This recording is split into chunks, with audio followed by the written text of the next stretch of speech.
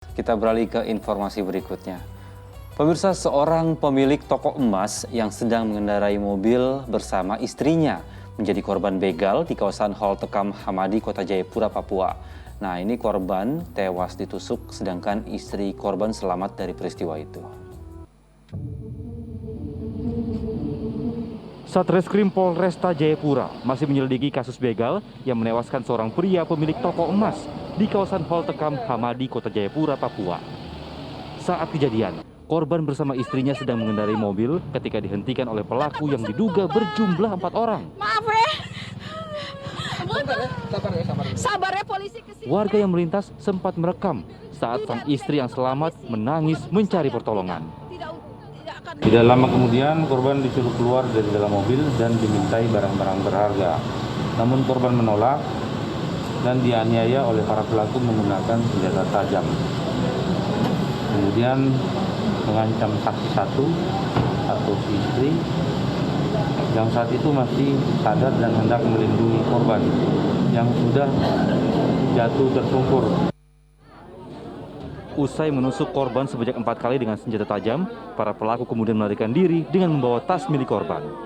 Polisi telah menangkap seorang pelaku pembunuhan dan menjemput istri korban yang pulang ke Makassar, Sulawesi Selatan setelah kejadian itu untuk kepentingan penyelidikan. Rianto Nai melaporkan dari Jayapura, Papua. Innalillahi wa inna ilaihi rajiun. Semoga polisi bisa segera mengungkap kasus pembunuhan sadis ini. Ustaz, Islam ini kan sangat melarang perbuatan pembunuhan. Bahkan dalam Al-Quran disebutkan membunuh satu nyawa sama dengan membunuh seluruh penduduk di muka bumi. Sebenarnya apa sih maksud dari ayat ini, Ustaz? Ya, ayat ini menegaskan betul-betul ya, Al-Maidah ini, man qatala nafsan bi ghairi nafsin au fasadin fil ard. Jadi barang siapa yang membunuh seseorang bukan karena dia itu membunuh orang lain, tapi dia itu hanya dia itu bukan hanya membunuh satu orang, tapi membuat kerusakan di muka bumi seakan-akan dia telah membunuh semua manusia, gitu. Jadi filan fakah nama qatala nas jami'an, jadi semua gitu yang dibunuhnya, bukan cuma satu, tapi semua. Kenapa begitu? Gini, manusia itu kan dia berpotensi untuk mempunyai anak, mempunyai cucu, untuk mempunyai keturunan-keturunannya, kan begitu. Nah, jadi kalau misalnya seseorang membunuh orang yang lainnya, berarti dia menghilangkan potensi orang tersebut untuk beranak cucu, gitu, mempunyai keturunan-keturunan. Jadi barang siapa yang membunuh seorang bukan karena orang itu membunuh orang lain, tapi dia membuat kerusakan di muka bumi, maka seakan-akan dia telah membunuh semua manusia, gitu. Nah, jadi intinya nggak boleh betul-betul kita itu dilarang keras untuk membunuh orang dan juga membunuh diri sendiri karena itu tadi, ya.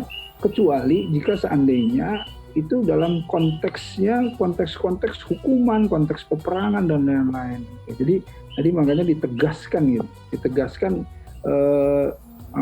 membunuh bukan dalam konteks membunuh yang memang disyariatkan gitu ya, yang diperbolehkan gitu, tapi membunuh yang kemudian seperti tadi itu pembunuhan kriminal, begal dan lain-lain gitu ya. Ini auzubillahi min dzalik gitu. Ini dosanya juga murka betul terhadap orang-orang yang melakukan seperti ini. Ya, Ustaz. Nah, dalam Islam sendiri kan dikenal ada hukum qisas, nyawa dibayar dengan nyawa untuk menembus kesalahan. Tapi kan hukum ini tidak berlaku di negara kita.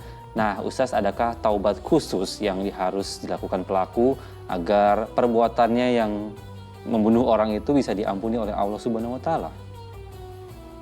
Ya, di sini jelas ya, rahmat Allah lebih besar dari murkanya, gitu. Jadi artinya pertaubatan itu selalu dibuka, ya, asalkan dia bisa masuk pertama ke dalam taubatan nasuha, ke dalam bagaimana dia berupaya, berikhtiar untuk menggugurkan dosa-dosanya secara serius gitu ya, taubatan yang benar-benar bersungguh-sungguh untuk bertobat. Dan itu pun wallahu a'lam bishawab, apakah taubatnya diterima atau tidak oleh Allah itu kan otoritas Allah, bukan kita. Tapi kan ini worth it untuk kita lakukan kalau seandainya kita melakukan kesalahan gitu. Ayo segera bertobat, dan ini yang dicontohkan oleh Nabi Adam alaihissalam. Nabi Adam melakukan kesalahan dan Nabi Adam bertobat terhadapnya, dan tidak serta-merta pula diterima tobatnya, tapi kemudian juga diberikan ujian-ujian untuk kemudian bagaimana bisa menggugurkan dosanya. Nah, karenanya manusia-manusia ini jangan putus harap ya.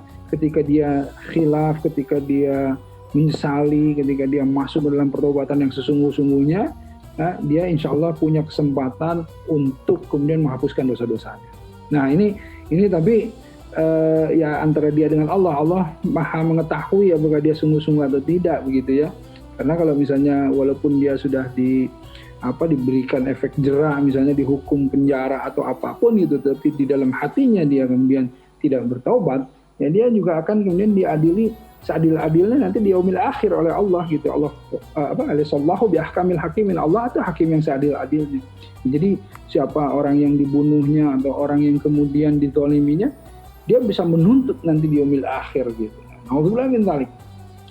Nauzubillah min dzalik.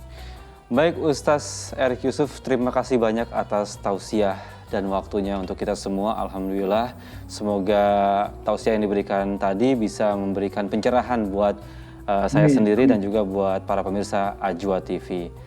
Sehat selalu ya Ustaz. Amin, insyaallah. Assalamualaikum. Waalaikumsalam warahmatullahi wabarakatuh.